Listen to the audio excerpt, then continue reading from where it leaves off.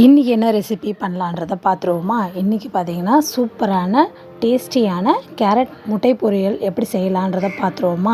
அதுக்கு நான் அடுப்பில் வந்து ஒரு பேன் ஹீட் பண்ணியிருக்கேன். இதில் கொஞ்சமாக எண்ணெய் சேர்த்துக்கலாம். எண்ணெய் நல்லா காய விட்டு கடுகு உளுத்தம் பருப்பு சேர்த்துட்டு இது நல்லா பொரியட்டும். இது கூட பார்த்திங்கன்னா முழு உளுந்தும் கொஞ்சம் சேர்த்துக்கிறேன். அது வந்து நம்ம வாயில் கடிப்படுறப்ப க்ரன்ச்சியாக நல்லா டேஸ்ட் நல்லாயிருக்கும். அதுக்காக தான் இந்த முழு உளுந்தும் நல்லா செவந்து வந்துட்டோம். இந்த சமயத்தில் வந்து ஒரு பெரிய சைஸ் வெங்காயத்தை வந்து இதோட கட் பண்ணி சேர்த்துட்டு இது கூட ஒரு 2லேருந்து 3 காஞ்ச மிளகாவையும் கிள்ளி சேர்த்துக்கிறேன் காரத்துக்காக. இதில் கொஞ்சமாக கருவேப்பிலை இதையும் சேர்த்துட்டு இது நல்லா வதங்குற வரைக்கும் வதக்கி விட்டுருவோம். நம்ம சேனலை ஃபஸ்ட் டைம் பார்க்குற வியூவர்ஸாக இருந்தால் நம்ம சேனலை மறக்காமல் சப்ஸ்கிரைப் பண்ணிக்கோங்க. அப்போ தான் நான் போடுற வீடியோஸ்லாம் உங்களுக்கு நோட்டிஃபிகேஷனோடு வரும். இது கூட கொஞ்சமாக உப்பும் நான் சேர்த்துக்கிறேன். இப்போ இது நல்லா வதங்கிருச்சு. இதில் வந்து ஒரு 1/4 ஸ்பூன் அளவுக்கு மஞ்சள் தூள் இதையும் சேர்த்து கலந்துட்டு இது கூட பார்த்திங்கன்னா நான் ஒரு 300 கிராம் அளவுக்கு கேரட்டை வந்து தோல் சீவி எடுத்து துருவி எடுத்துருக்கேன். இதையும் இதோடு சேர்த்துட்டு இதை நல்லா கலந்து விடலாம். இது மாதிரி நல்லா மிக்ஸ் பண்ணி விட்டுட்டு அதுக்கப்புறம் இதில் வந்து கொஞ்சமாக கை தண்ணி தெளிச்சிக்கலாம். அப்போ தான் வந்து சீக்கிரம் வெந்து வரும்.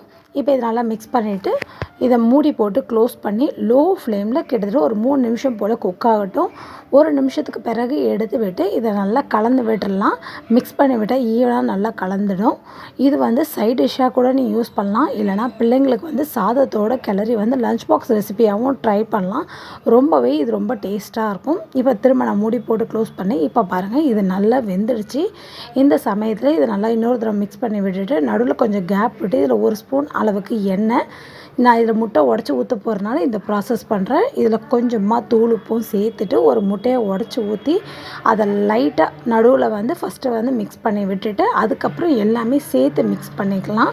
நான் இன்றைக்கி வந்து இந்த அளவு எடுத்துகிட்டா 1 முட்டை ஊற்றிருக்கேன். நீங்கள் 2 முட்டை அளவு கூட நீங்கள் ஊற்றிக்கலாம். அதுவும் நல்லாயிருக்கும்.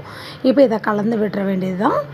நம்ம நார்மலாக வந்து வெறும் கேரட் மட்டும் போட்டு செய்யாமல் இந்த மாதிரி முட்டை இதோடு சேர்த்து செய்கிறப்ப பார்த்திங்கன்னா டேஸ்ட் ரொம்பவே நல்லாயிருக்கும். கொஞ்சம் அந்த முட்டை வந்து பச்சை வாசனை போகிற வரைக்கும் ஒரு 2 நிமிஷம் ஹை ஃப்ளேமில் வச்சு இது நல்லா மிக்ஸ் பண்ணி விட்டுருங்க. அந்த முட்டை நல்லா உதிரியாக வந்துடும். அவ்வளவுதான், ரெடி ஆகிடுச்சு கேரட் முட்டை பொரியல். கண்டிப்பாக ட்ரை பண்ணி பார்த்துட்டு எப்படி இருக்குன்னு சொல்லுங்கள்.